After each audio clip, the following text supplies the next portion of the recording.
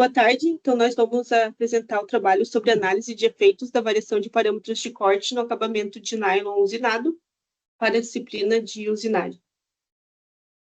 Bom, a usinagem é essencial para fabricar componentes mecânicos, especialmente porque define o acabamento e o desempenho das peças. No caso do nylon, usado em aplicações industriais como bucha de rolamento, o processo é desafiador, porque o material é sensível aos parâmetros de corte e ao calor gerado, o que pode afetar diretamente a qualidade do acabamento e a durabilidade das peças. O nosso objetivo foi investigar como a velocidade de corte, o avanço e a condição de refrigeração impactam a rugosidade média das peças de nylon. Isso permite identificar parâmetros mais adequados e eficientes para a usinagem desse material. A gente fez experimento no LAUSC, Laboratório de Automação e Usinagem da URGS. A gente utilizou o torno CNC Mazak QTN-102, que já tinha lá no laboratório, e a ferramenta de corte utilizada foi um inserto de metal duro sem revestimento da Sandvik. Ele é um inserto para usinagem de alumínio, porque, de acordo com a literatura, foi uma escolha boa assim, para a nossa situação de usinagem de nylon, né? Ele tem raio de ponta de 0,4 milímetros e foi montado em porta-ferramentas e Black Tools, de um modelo específico também, que está aí no slide. A gente utilizou o rugosímetro Nuto Toyo SJ201 e o corpo de prova que vai ser usinado foi um tarugo de nylon de 65 milímetros de diâmetro, que foi disponibilizado pelo laboratório também. E os parâmetros que a gente viu são 3 parâmetros: avanço, velocidade de corte e refrigeração. O avanço foi dividido em 3 níveis: 0,1, 0,2 e 0,3 milímetros por volta, e a velocidade de corte também em 3 níveis: 400, 600 e 800 metros por minuto. A refrigeração a gente fez em 2 modos: usinagem a seco e com ar refrigerado a 11 graus e uma pressão de 4 bar. A profundidade de corte foi fixa em 1,5 milímetros, porque também, de acordo com a literatura, é uma profundidade de corte mediana, assim, que não vai afetar muito os nossos resultados, já que é um parâmetro que a gente não está avaliando, né? Por isso a gente fixou ele. A gente mediu a rugosidade após a usinagem em 3 pontos por amostra, para garantir uma repetibilidade. Não houve aleatorização por conta de uma limitação de 6.000 RPM da máquina. A partir desses pontos medidos, então, de rugosidade, foram calculadas as médias para cada amostra, e foram, então, comparados com os valores previstos na teoria por meio da equação da rugosidade, que pode ser vista também. Depois disso, foi feita ainda uma análise de variância no Minitab para descobrir os parâmetros mais relevantes no acabamento da peça. A qualidade do modelo vai ser avaliada, então, pelo coeficiente de determinação R². E, por último, é feita também uma nova comparação para validar essa análise. Como primeiro resultado do nosso estudo, nós temos essa tabela que compara os resultados teóricos obtidos no laboratório, os resultados experimentais obtidos no laboratório, desculpa, e os resultados teóricos a partir da fórmula genérica que nós estudamos em aula. Nós podemos ver que os resultados experimentais tiveram uma variância baixa, o que é bom, mostra que a repetibilidade dos nossos experimentos entre as observações de uma mesma amostra foram baixas, que valida o nosso método de medição do rugosímetro.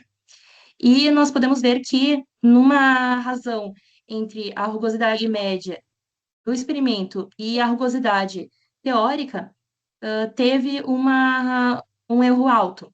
Ele chega até 50% de erro, como nós podemos ver na amostra número 1, o que significa que deve ter outros parâmetros além do avanço ao quadrado e do raio de ponta, como indica a equação teórica. Então, nós vamos estudar quais poderiam ser esses outros parâmetros a partir de uma ANOVA feita no Minitab.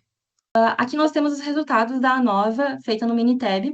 É uma ANOVA de diversos parâmetros. Então, nós comparamos tanto os parâmetros em primeiro grau, o avanço, a velocidade de corte e a condição refrigerante, como eles numa segunda ordem, avanço ao quadrado, velocidade de corte ao quadrado e a combinação entre eles.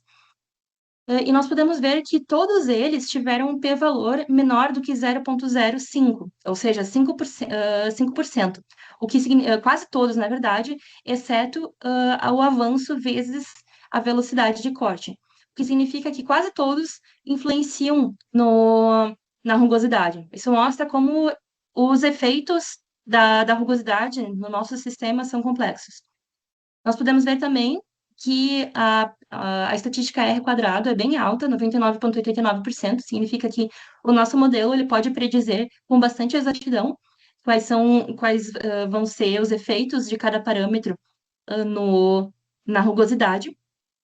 E nós também obtivemos uma equação de regressão, o que pode nos indicar ali que o avanço, de acordo com assim como de acordo com a literatura de Salles e Gonçalves e Maciel e al., é o parâmetro que mais influencia na rugosidade. Mas também tem a influência de outros parâmetros, como vocês podem ver nas duas equações de regressão. Nós também tivemos duas amostras que foram um pouco fora do padrão, mas elas não influenciaram o nosso resultado, que, de novo, teve uma estatística R quadrado muito boa. Então, para continuar estudando essa influência, nós vamos ter a próxima tabela, que vai mostrar, então, a comparação do nosso modelo com os resultados experimentais. Os resultados de discussão apresentados a seguir demonstram ali no primeiro gráfico o aumento gradual da rugosidade média com o aumento do avanço, sendo mais pronunciado com as menores velocidades.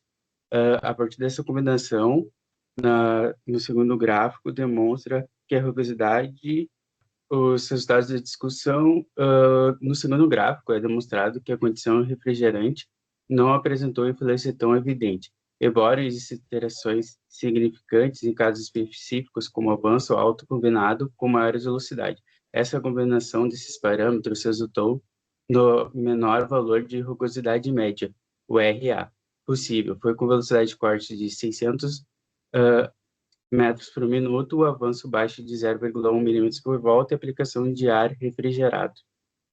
Continuando o resultado de discussões que foi obtido da próxima tabela, um modelo linear bem satisfatório para os experimentos, foi uma razão de aproximadamente 1, e uma variação levemente maior para valores de avanço altos de 0,3, sugerindo uma grande influência de fatores adicionais de vibrações, enrolamento de cavacos e efeitos térmicos não considerados pelo modelo.